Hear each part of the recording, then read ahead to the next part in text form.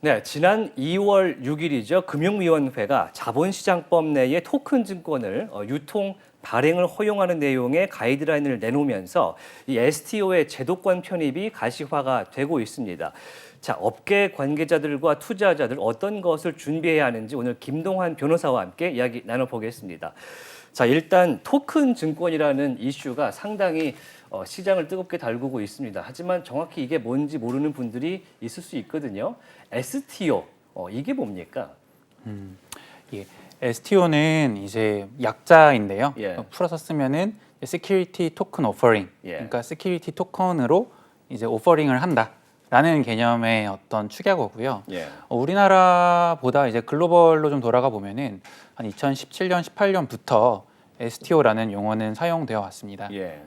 STO라는 말씀을 좀 설명드리기에 앞서서 네네. 먼저 짚고 넘어가야 될 개념이 이제 ICO라는 개념인데요. ICO요. 예. IPO는 다들 아시겠으나 ICO는 익숙하시지 않은 분들도 있을 것 같은데 IPO는 이제 기업 공개, 증권 상장. 예, 맞습니다. 그래서 이제 ICO는 Initial Coin Offering이라 그래가지고 코인, 블록체인 상에 어떤 존재하는 디지털 자산을 오퍼링한다. 그러니까 쉽게 말해서 디지털 자산을 발행 및 이제 모집한다라는 개념으로 이해해 주시면 좋을 것 같습니다. 예. 이게 2017년, 18년 정도에 되게 화두였는데요. 왜 화두였냐면은 이제 디지털 상에서 토큰을 발행하는 행위 자체가 기술적인 어떤 이해만 있으면은 규제 영향을 받지 않고 좀 수월하게 할 수 있고 그리고 나아가서 이 토큰을 판매하고 받는 대가가 이제 그런 금전 원화가 아니라 이더리움이라던가 테더 같은 비트코인도 있고요. 맞습니다. 예. 그런 디지털 자산이다 보니까 국경의 구애 없이 쉽게 자금 조달이 가능한 특성이 있었고요. 예. 그러다 보니까는 2017년 이 정도 즈음에 뭐 글로벌리 우리나라도 마찬가지로 그 당시에 되게 관련된 어떤 가상자산 시장이 요동쳤던 시기고요. 예. 그래서 그런 이제 시기였는데요. 그때 이제 한편으로는 투자자 보호 관점에서 보면은 자금 조달이 쉽다는 거는 그만큼 여기에 참여한 투자자들의 보호가 원활히 되지 않을 수 있다. 위험할 수 있다. 그런 측면이 있고 이 부분을 대부분의 국가에서 경계를 했는데 스위스에서 2018년 초에 그 핀마라는 우리나라로 따지면은 금융감독원 같은 감독 기구에서 가이드라인을 관련해서 냈습니다. 거기서 토큰을 처음으로 토큰의 성격에 따라 유틸리티 토큰, 페이먼트 토큰, 시큐리티 토큰 이런 식으로 분류를 했는데요. 그중에 시큐리티 토큰, 그러니까 블록체인 상에서 발행된 디지털 자산이지만 그 실질을 들여다보니 증권, 어느 나라든 증권법은 존재하는데요. 증권과 다를 바 없다. 그렇기 때문에 이 시큐리티 토큰이라는 거는 기존의 다른 일반적인 가상자산을 취급하는 법은 없지만 이 증권형 토큰은 기존의 증권법에 따라 규제를 할 수 있다, 하겠다라고 말을 하면서 이 시큐리티 토큰은 증권이라는 인식이 생겼고요. 그러다 보니까 ICO와 좀 구분되는 개념으로 STO라는 개념이 등장을 했습니다. 그래서 어떻게 보면은 각국의 증권법에 따라서 디지털 자산을 발행하고 자금 조달하는 행위를 STO라고 할 수 있을 것 같고요.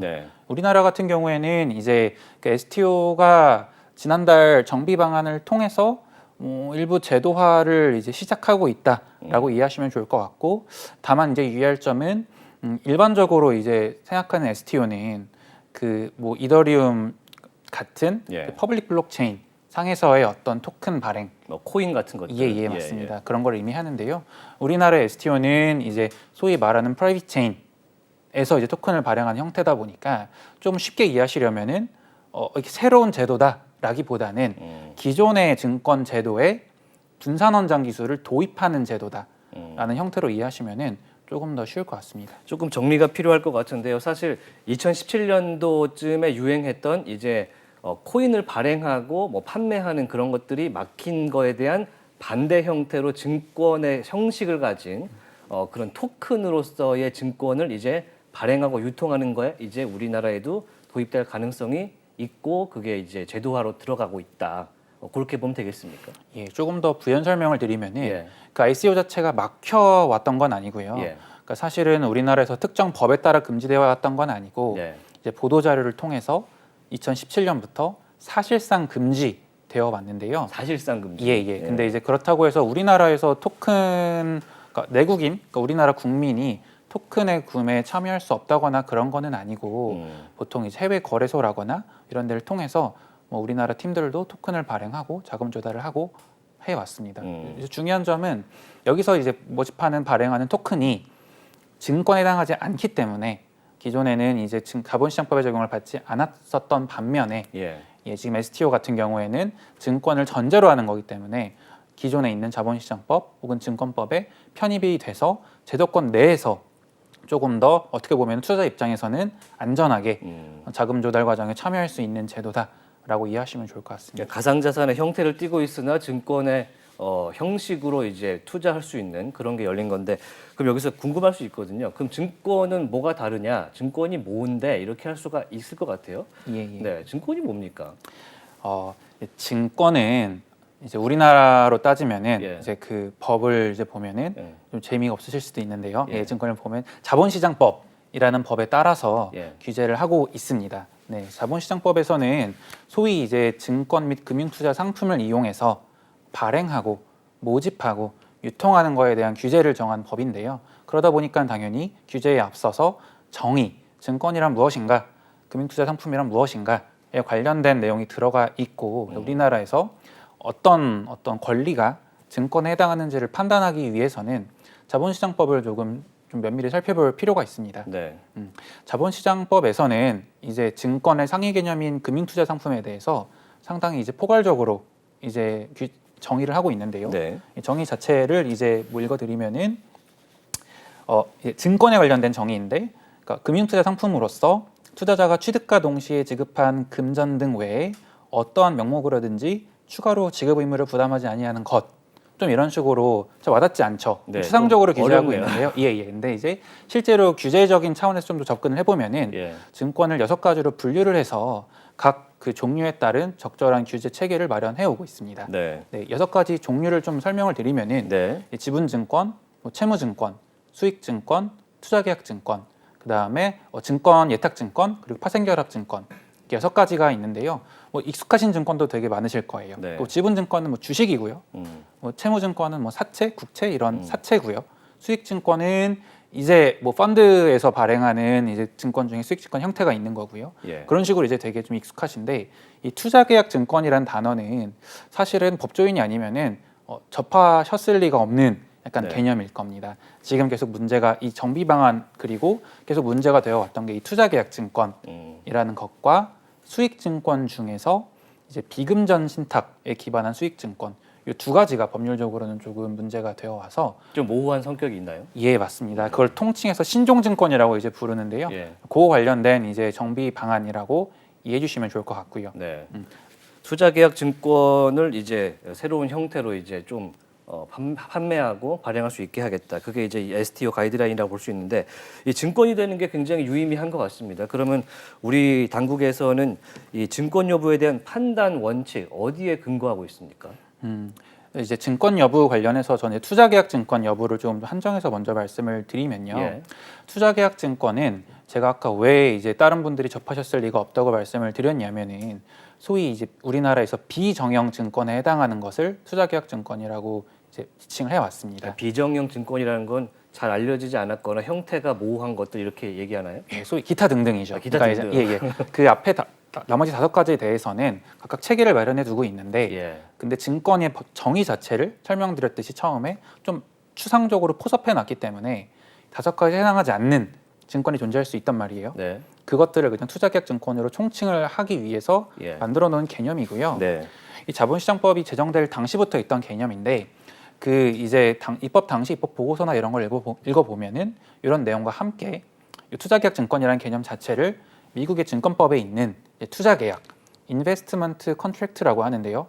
그 개념을 따와서 원용한 개념으로 지금 되어 있고요. 그러다 보니까는 기존의 이 투자계약증권 관련된 어떤 유권 해석이라거나 이제 약간 오해를 좀 방지하고자 말씀을 드리면은 작년 이전까지는 작년이네요. 작년 이전까지는 자본시장법 제정 이래로 투자계약증권으로 판단한 사례가 한 건도 없었습니다. 여태까지는 없었는데 지난 2022년에 생겼다는 거죠? 맞습니다. 근데 그 이전에도 유권 해석을 내긴 했는데 그때 이제 냈던 기준 자체도 이제 그 미국의 그 인베스트먼트 컨트랙트인 투자 계약을 판단하는 미국의 기준인 소위 하위 테스트라고 하는데요. 그 기준을 일부 제시를 하면서 요런 경우에는 투자 계약 증권에 해당할 수 있습니다라고 얘기를 해왔고요. 말씀처럼 이제 작년부터 투자 계약 증권에 대한 판단을 시작했거든요. 네. 조금 더 구체적으로 설명을 드리면은 작년 4월에 뮤직하우 관련해서 뮤직하우에서 이제 거래되는 권리인 저작료 지급 청구권. 그러니까 이렇게 음악 저작료를 약간 조각 투자한다 이런 플랫폼이었죠? 예, 맞습니다. 예. 저작권이 아닌 저작료를 예. 이제 조각 투자하는 개념인데요. 그 관련된 권리를 투자계약증권으로 의율을 했었고요. 네. 그리고 이제 11월에는 미술품 조각 투자, 거기에 이제 한우 조각 투자 이런 조각 투자 상품 관련된 부분을 투자계약증권으로 의율을 하면서 거기에 따른 투자계약증권 판단 기준을 제시해 왔고 올해 이제 지난달에는 한 번 더 좀 구체화해서 조각 투자 상품뿐만이 아니라 이 토큰 증권, 그러니까 이제 디지털 자산에 관련된 투자계약 증권 여부는 또 이렇습니다라는 판단 기준을 제시해 왔다고 보면 될 것 같습니다. 예. 그러니까 이제 일단은 이제 투자계약 증권에 대한 증권성 여부를 판단하는 데 있어서 애초에 미국에 있는 이 컨트랙트, 그 인베스트먼트 컨트랙트 요거를 가져왔기 때문에 하위 테스트를 적용하고 있는데 그럼 하위 테스트도 좀 들여다봐야 될 것 같습니다. 구체적으로 이 하위 테스트는 어떤 내용을 갖고 있습니까? 하위 테스트와 함께 우리나라의 판단 기준을 같이 설명을 드리는 게 조금 더 이해가 쉬우실 것 같은데요. 먼저 이제 지난달에 보도된 그 투자계약증권 판단 기준으로 제시한 4가지를 먼저 설명을 드리면은 첫 번째로는 공동사업. 같이 이제 사업을 할 것을 이제 얘기하는 거죠. 그리고 두 번째로는 금전 등을 투자할 것. 그리고 세 번째로는 주로 타인이 수행할 것. 그러니까 이제 소위 말해서 같이 공동으로 사업을 하는데 여러 명이 하는데 여기에는 이제 수직적 공동성과 수평적 공동성이 있는데 그것보다도 더 중요한 거는 주로 타인이 수행. 그러니까 실질적으로 이 사업을 수행하는 주도적으로 수행하는 주체가 있어서 이 주도적으로 수행하는 주체에 따라서 어떤 이제 손익이 좀 변동이 되고 귀속이 되고 거기에 이제 금전을 투자하는 그런 개념이고요. 그리고 마지막 4번째 요건은 이 공동 사업의 결과에 따른 손익을 귀속받는 계약상의 권리 요 4가지 요건을 우리나라에서는 투자계약증권 판단 기준으로 얘기를 하고 있고요. 하위 테스트도 다 동일한데요. 하위 테스트랑 다른 점은 이 마지막 공동 사업의 결과에 따른 손익을 귀속받는 계약상의 권리라는 요건이 우리나라는 이제 계약상의 권리라고 되어 있지만 미국에서는 이제 기대권, expectation으로 이제 기재가 되어 있어서 훨씬 추상적으로 계약상 손익이 귀속되는 뭐 약정을 체결하는 게 아니라 투자자 관점에서 왠지 이러이런 이 주로 수행하는 타인의 말에 비춰봤을 때 손익이 귀속될 것만 같아라는 기대만 가지고 있어도 투자계약증권으로 폭넓게 보는 기준입니다. 그러니까 우리는 계약상에 있는 이제 수익에 대한 권리를 딱 말하는 거고 이 미국에 있는 하위 테스트는 이제 실현은 되지 않았으나 실현 가능한 이익이 있다면 이것도 증권으로 분류할 수 있다. 이렇게 보면 되겠습니까? 그래서 미국 같은 경우에는 이 증권으로 이제 증권법을 적용해서 증권으로 해당한다고 판단을 내릴 때 이 투자계약에 해당한다는 그 범위를 정말 넓게 보고 있기 때문에 투자계약에 해당하는 게 정말 많고요. 계속 케이스가 쌓여왔죠. 근데 우리나라 같은 경우에는 사실 작년에 이 이제 금융위원회 산하의 증권판단위원회에서 이제 두 번 판단을 내린 게 전부라서 어떤 식으로 판단을 낼지 좀 조심스러운 측면은 있고요. 그리고 사실 이제 내부적으로도 이제 금융당국이라고 저희가 표현을 하지만 금융위원회와 금융감독원에 좀 이 둘의 입장 차이도 좀 있을 수 있을 것 같고요. 이제 좀 경과를 지켜봐야 될 것 같은데 이제 지난달 정비 방안에서는 어쨌든 간에 조각투자 상품과 달리 디지털 자산은 판단이 어렵다. 그래서 조금 더 건 바이 건으로 면밀히 봐야 된다라고 이제 조금 더 보수적인 판단 기준을 적용할 것을 염두에 두고는 있습니다. 그래서 이제 이 계약상의 청구권이 있는지 없는지는 결국은 이 계약이 있는지를 좀 봐야 될 것 같고요. 이 계약이라고 하는 정의를 있어서 금융당국이 좀 걱정이 되셨나 봐요. 그러니까 예를 들어서 이 뭐 계약서의 형태로 작성하는 것만 계약이냐라는 어떤 의문이 있을 수가 있어서 꼭 그렇지 않고 소위 이제 토큰을 발행할 때는 이제 백서 화이트 페이퍼를 발행해서 투자 설명서는 아니지만 마치 이제 우리 프로젝트는 이런 프로젝트고 토큰은 이런 기능을 할 거야. 계획서 같은 거죠? 예, 맞습니다. 네. 법적으로는 사실은 어떠한 것도 담보할 수는 없는 그러니까 법 체계 내에서 어떤 발행되는 뭐 투자 설명서나 증권 신고서가 아닌 그냥 이제 개요서 같은 개념인데요.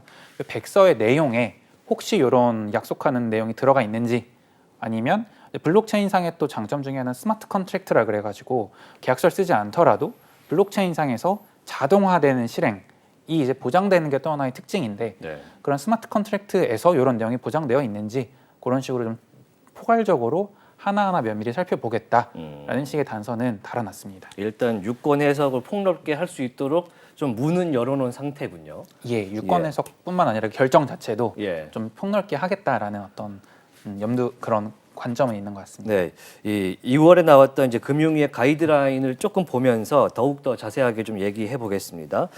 지금 전자증권법상 투자계약증권의 포섭과 분산 원장을 이용한 토큰 증권 신설 이런 이제 항목을 자료에 보시면 아시겠지만 내용이 들어가 있는데 이게 말이 굉장히 어렵습니다. 어떤 내용입니까? 예. 그 사실 이번 정비 방안은 크게 세 꼭지인데요.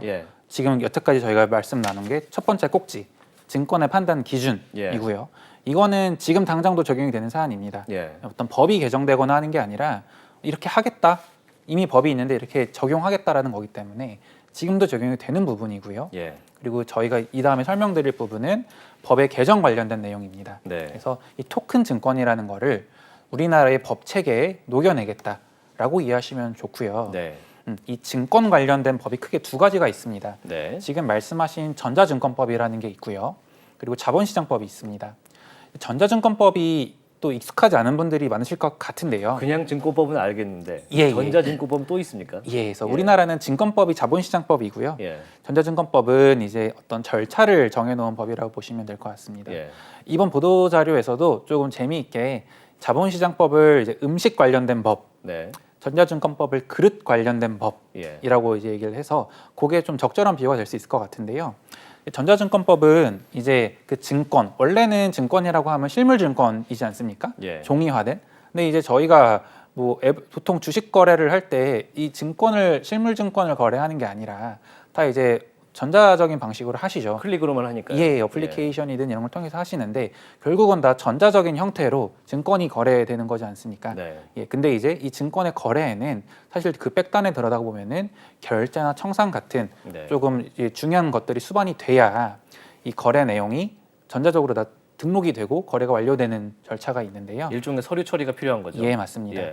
그 이제 관련된 절차가 전자증권법이라는 거에 정해져 있어서 투자자 보호 관점이 아니라 전자적인 방식의 증권의 거래를 어떻게 처리할지를 정한 법이기 때문에 또 마찬가지로 이제 투자자나 다른 분들은 관심이 없고 이 적용이 되는 이제 뭐 계좌관리기관이나 뭐 전자등록기관 같은 경우 이제 관심이 있는데요. 기존의 체계는 이 중앙화된 전자등록기관과 계좌관리기관을 통해서 이 증권의 전자적인 거래와 결제 청산이 이루어져 왔습니다.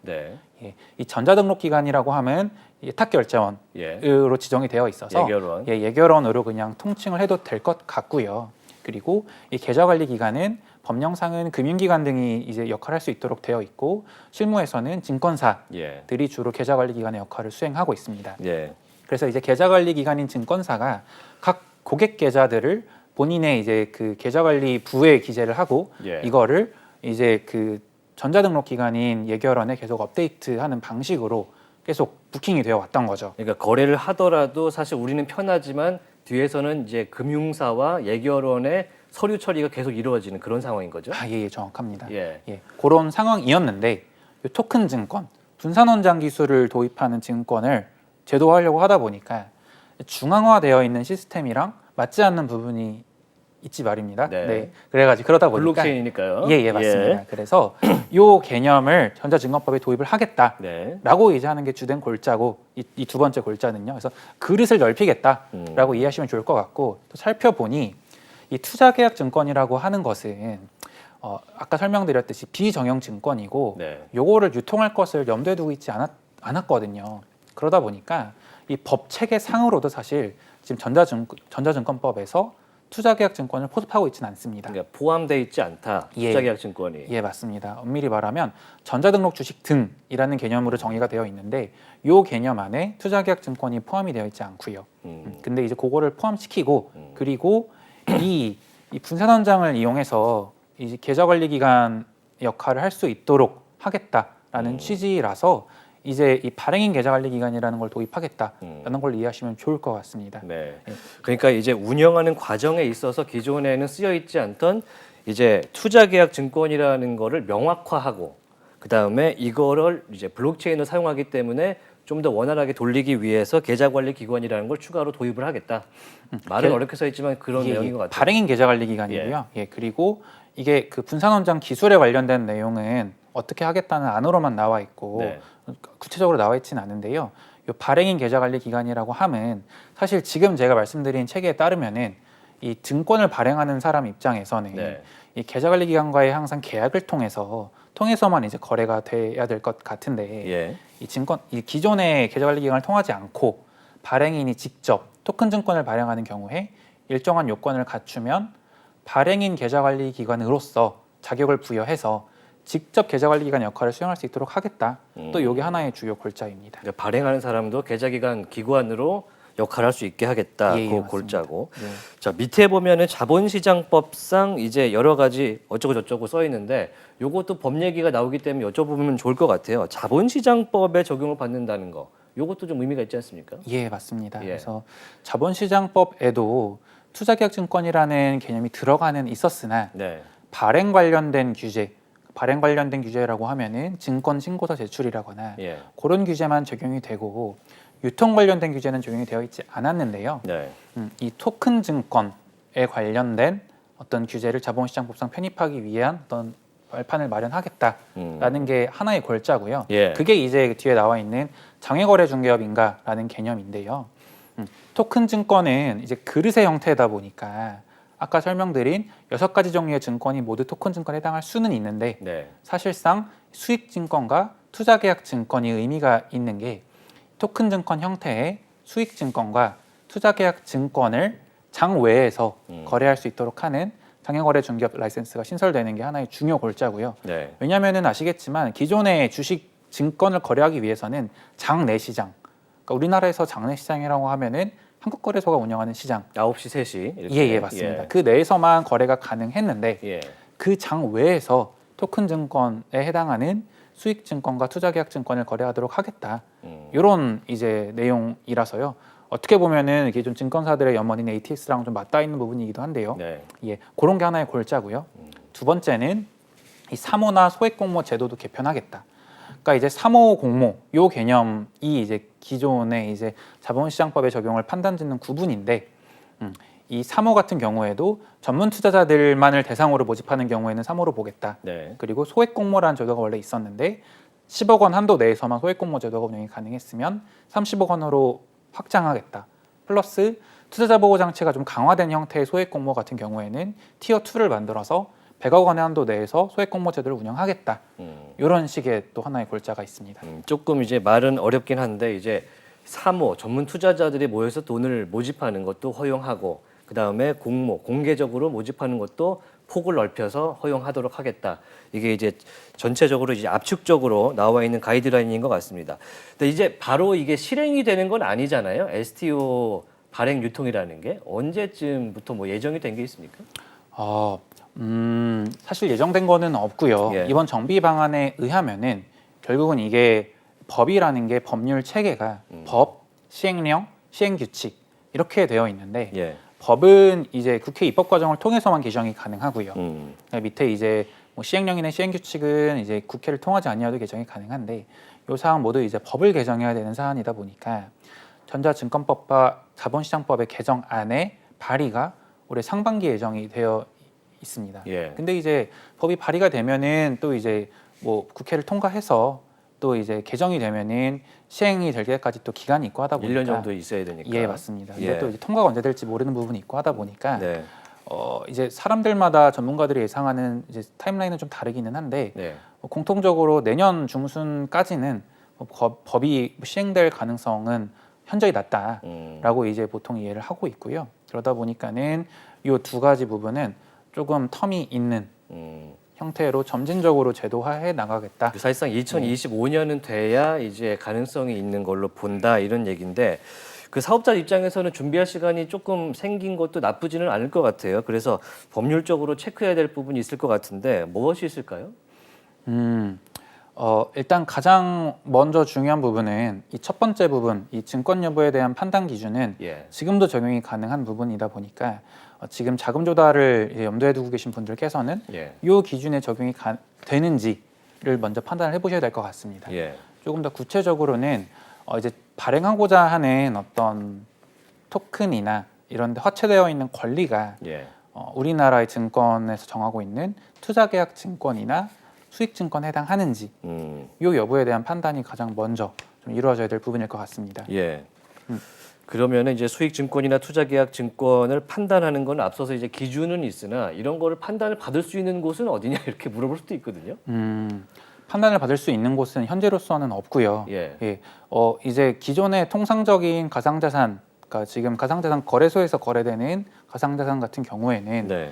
뭐 법무법인 등을 통해서 이제 이 전문가들을 통해서 이 증권에 해당하지 않는다라는 의견서를 이제 써서 이제 거래소에 제출을 하고 있는데요.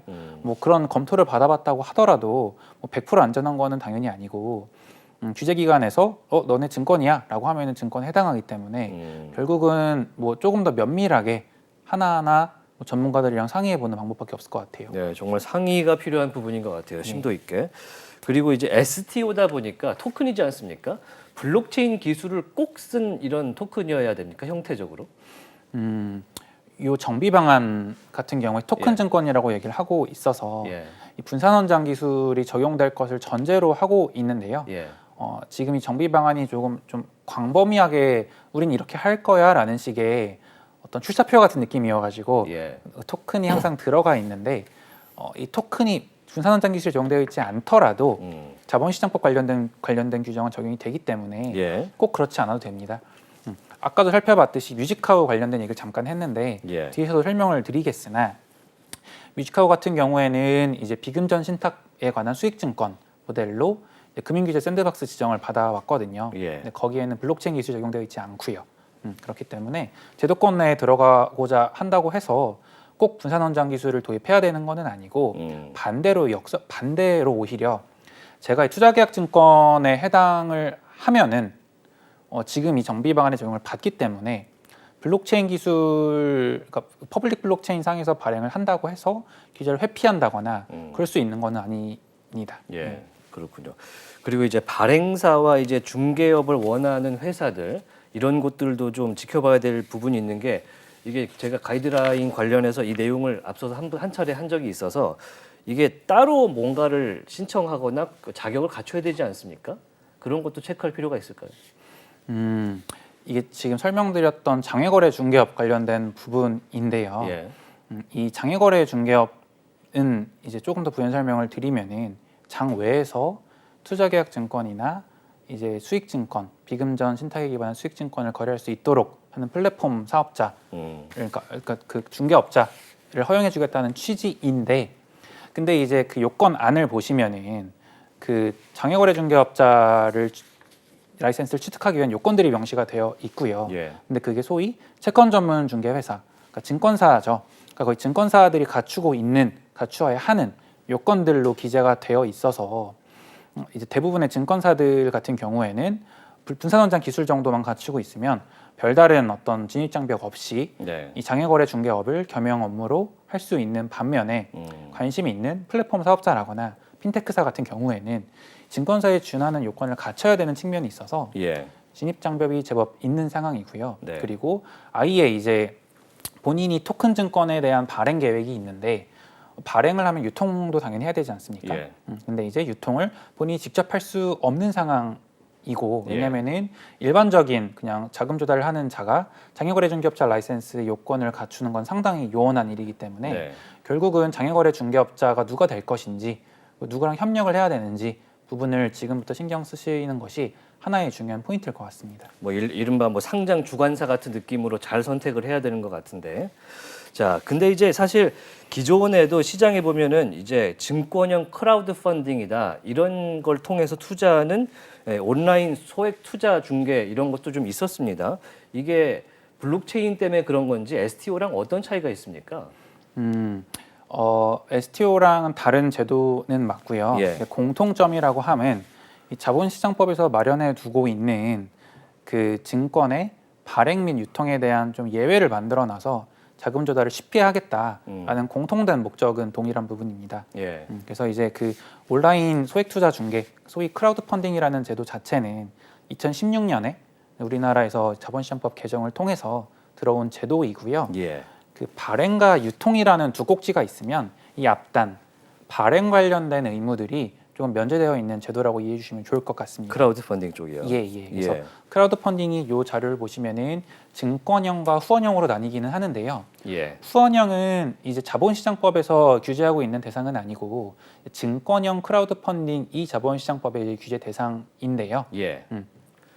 이제 조금 살펴보시면은 이 밑에 보시면은 증권 신고서 요게 조금 좀 규제가 가장 면제되는 부분이고요. 중간에 있군요. 예, 증권 예. 신고서 부분. 예, 증권 신고서가 원래는 증권을 발행 및 모집하려면은 네. 작성해서 금융위원회에 신고를 해야 되는데요. 예. 금융위원회에 신고하는 게 아니라 온라인 소액투자 중개업자 라이센스를 받은 자의 홈페이지에 게재할 수 있도록 되어 있어서 그 발행 자체가 좀 간이하게 되어 있고요. 예. 다만 이제 조금 한정되어 있는 게 증권형 크라우드 펀딩을 통해서 모집할 수 있는 증권의 종류가 지분증권과 채무증권으로 한정이 되어 있고요. 지분증권과 채무증권. 예, 그렇습니다. 그리고 발행 관련해서 조금 문을 열어주다 보니까 예. 그 모집할 수 있는 액수의 한도가 일단 정해져 있습니다. 예, 그래서 한 이제 자금 조달당 30억 이것도 사실은 계속 좀 개정이 되어 와서 범위가 넓혀진 거긴 한데 예. 30억 원의 범위 내에서만 자금 조달이 가능하고 채무증권은 15억 원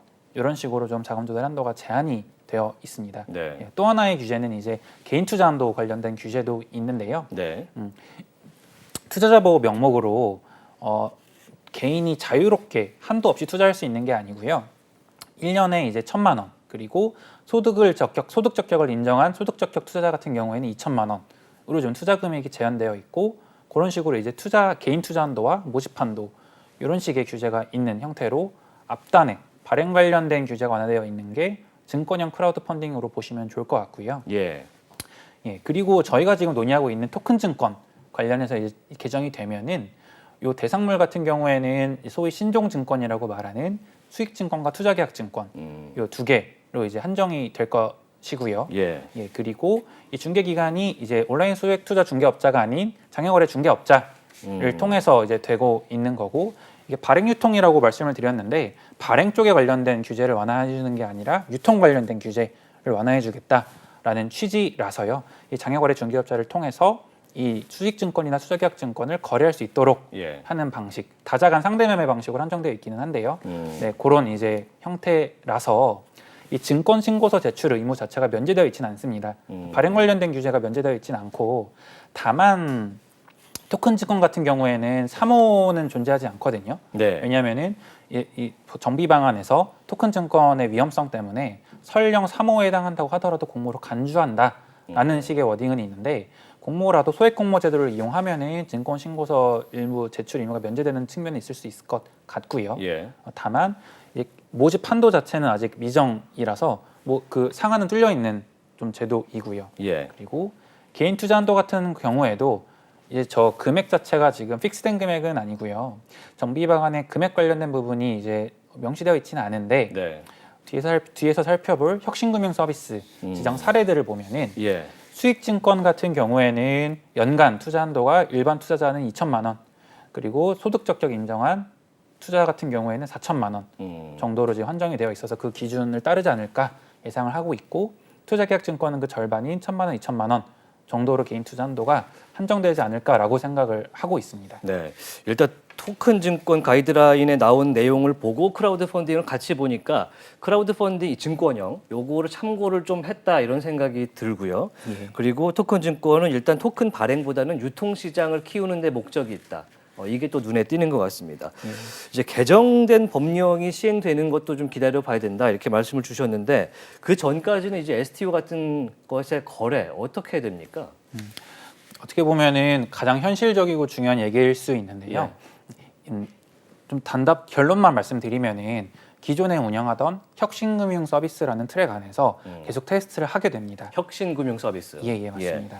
혁신금융 서비스가 뭐냐 그리고 어떤 종류가 있나 저는 진짜 모르겠거든요. 어떤 게 있습니까? 혁신금융 서비스는 이제 법률적으로 말하면은 예. 금융혁신지원법에 따라 금융지원혁신특별법인가 정확히 어딘지 기억이 안 나는데 금융혁신지원특별법인 것 같습니다. 네, 혁신적인 금융이라니까. 거기에 따라서 운영되는 제도인데 그냥 소위 쉽게 말해서 금융규제 샌드박스로 이해하시면 좋을 것 같습니다. 우리나라에서는 샌드박스 제도를 각 주무부처가 좀 운영을 하고 있는데요. 과기부, 산자부, 금융위, 국토부 막 이런 식으로요. 필요한 부분에 따라서. 맞습니다. 그래서 금융위가 운영하고 있는 샌드박스 제도가 혁신금융 서비스라고 지칭이 되고 있고 이미 이 토큰 증권 중에서도 수익 증권 관련된 사업 모델들은 혁신금융 서비스를 통해서 이미 테스트를 하고 있고요.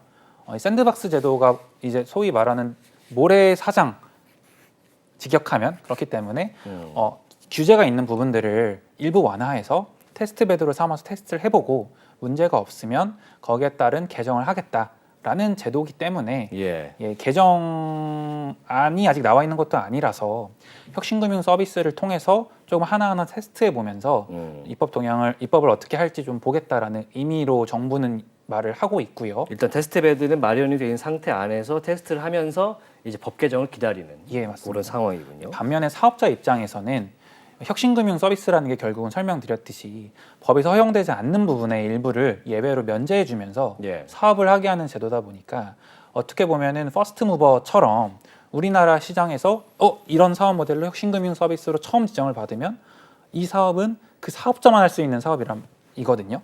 그러다 보니까는 시장에 처음 진입해서 충분히 인프라를 닦고 나중에 이제 제도가 됐을 때 좀 비교적 우위를 점할 수 있는 제도로도 이해가 되기 때문에 혁신금융 서비스를 누가 어떻게 지정받아서 법 개정 전에 어떻게 조금 우리나라에서 이 사업이 좀 구조화되어 있을지가 또 하나의 중요한 포인트라고 할 수 있을 것 같습니다. 선제적으로 시장에 진입해서 틀을 닦아놓는다는 게 상당히 중요하거든요. 그렇죠. 지금 보면은 많은 분야에서 기업들이 이미 혁신금융 서비스 안에서 운용이 되고 있는 것 같은데 어떤 것들이 좀 있습니까?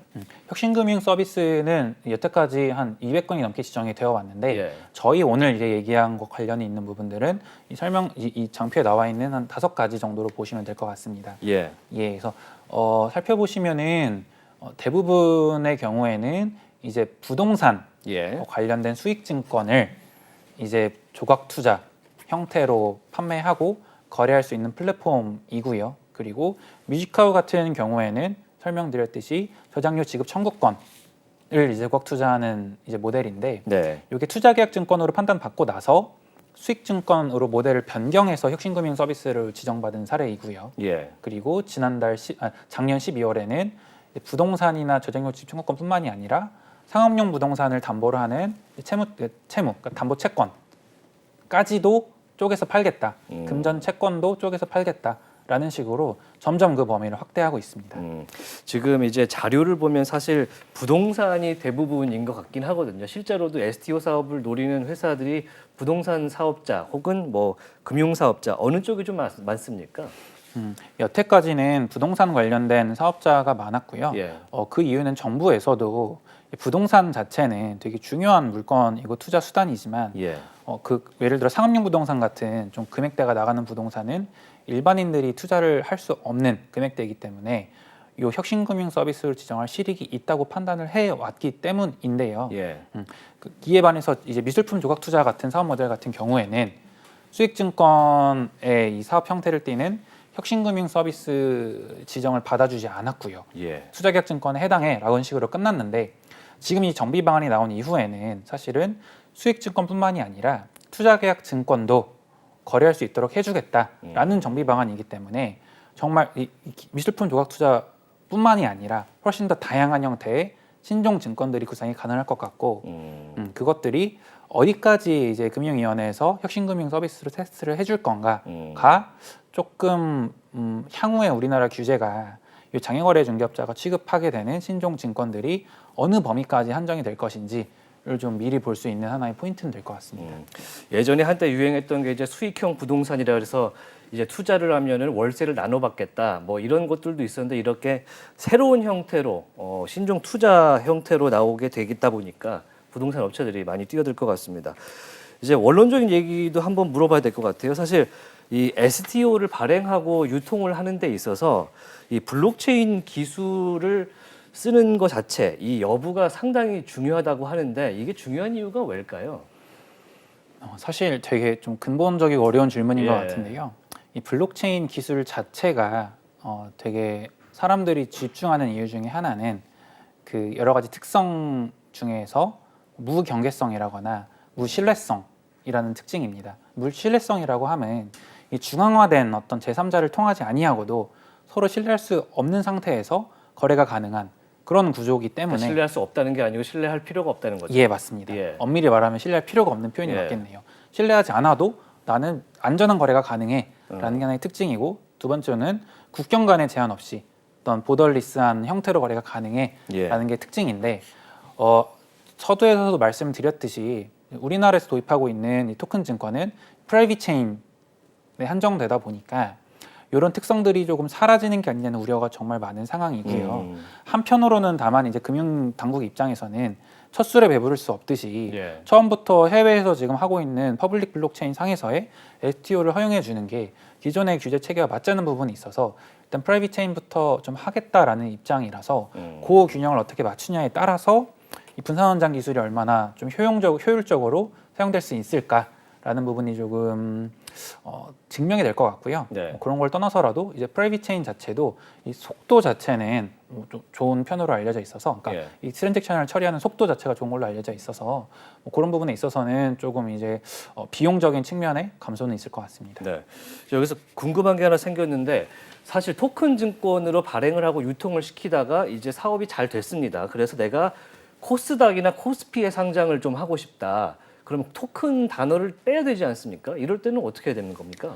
예, 맞습니다. 그래서 말씀해 주신 것처럼 이번 정비 방안에서는 이 한국거래소도 이런 수익증권이나 투자계약증권 관련된 시장을 이제 운영하겠다라는 걸 밝혀왔는데요. 장외에서 거래되던 토큰 증권을 상장하겠다, 장내 시장에라고 하는 경우에는 토큰에 관한 성격을 다 빼라라고 얘기를 하고 있고, 이게 뭐 문제가 될 건 아닌 게 토큰 증권으로서 토큰 성격을 부여하고 있지만 결국은 프라이빗 체인에서 예탁결제원이 이제 총량제 관리도 다 하기 때문에 그냥 이제 블록체인 성격만 빼고서 그냥 기존의 전자증권법에 따라서 그냥 그대로 도입을 하면 되는 부분이라서 계좌 관리 기간 정도만 이제 다시 바꿔버리면 장내로 들어올 수 있는 상황일 것 같습니다. 네.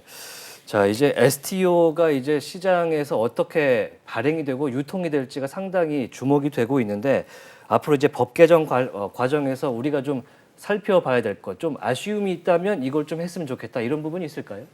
예. 크게 한 3가지 정도가 있을 것 같은데요. 가장 먼저는 이 장외거래 중개업자가 할 수 있는 업무 범위가 어디까지인지에 대한 부분입니다. 쉽게 말해서 발행과 유통이 지금 분리되는 형태로 정비 방안이 나왔는데요. 그래서 증권사라고 그냥 예정을 해보면은 질소싱을 해오는 어떤 프로젝트를 본인의 플랫폼에서 거래할 수 없는 효과가 발생하기 때문에 이 부분이 되게 많은 아쉬움으로 지적이 되고 있고, 그러다 보니까 보도 방안에서는 발행과 유통을 분리할 걸 원칙으로 하나 겸용이 가능한 부분을 테스트하겠다라는 식의 여지를 주고 있어서 이게 어디까지 허용이 될지가 하나의 관심사일 것 같고요. 이게 겸용이 돼야 뭐 장외거래 중개업자를 취득하려고 하는 증권사들이 많아질 거고, 그래야 이제 시장이 좀 활성화될 수 있는 측면이 있을 것 같으니까. 너무 잘라놨다 이런 느낌이 아직 든다. 맞습니다. 그런 부분이 있고요. 이제 두 번째는 이제 혁신금융 서비스가 어디까지 지정이 확대될지에 관한 부분입니다. 결국은 이제 법이 시행될 때까지는 좀 텀이 남아 있기 때문에 이 기간 내에 금융위에서 어떤 의사를 가지고 혁신금융 서비스를 지정해 줄 건가. 또 하나의 중요한 게 장외거래 중개업자 요 관련해서 혁신금융 서비스 지정이 되어 있지 않았는데 요걸 언제 지정을 해줄 건가 또 하나의 포인트일 것 같고요. 네. 그리고 마지막으로는 이 발행인 계좌관리 기간의 범위를 혹시 확대해줄 의향이 있는지에 관련된 부분일 것 같습니다. 네, 발행과 유통이 겸용이 될 것이냐, 혹은 뭐 혁신 금융 서비스가 지정이 어디까지 될 것이냐, 이런 부분들이 STO가 이제 법이 개정되고 시행되는데 지켜봐야 될 것 같습니다. 자, 오늘 굉장히 어려운 이야기를 쉽게 풀어줘서 대단히 감사합니다. 오늘 딜라이트의 김동환 파트너 변호사와 함께 이야기 나눠봤습니다. 말씀 고맙습니다. 네, 감사합니다. 파도가 한번 들이치면은 와르르 무너져 버릴 수밖에 없습니다. 이것만 알고 있으면 괜찮았을 텐데 블록체인이 처음인 여러분 지금 주목하세요.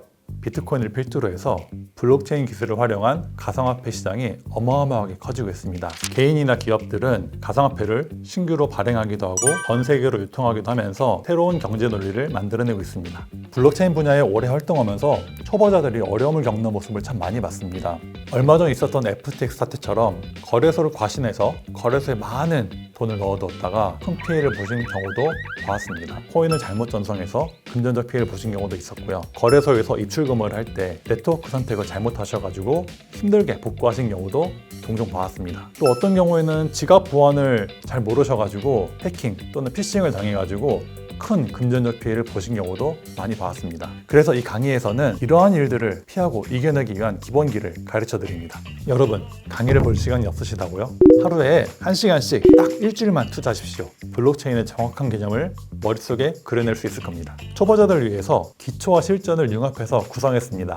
첫 번째, 쉬운 개념 설명입니다.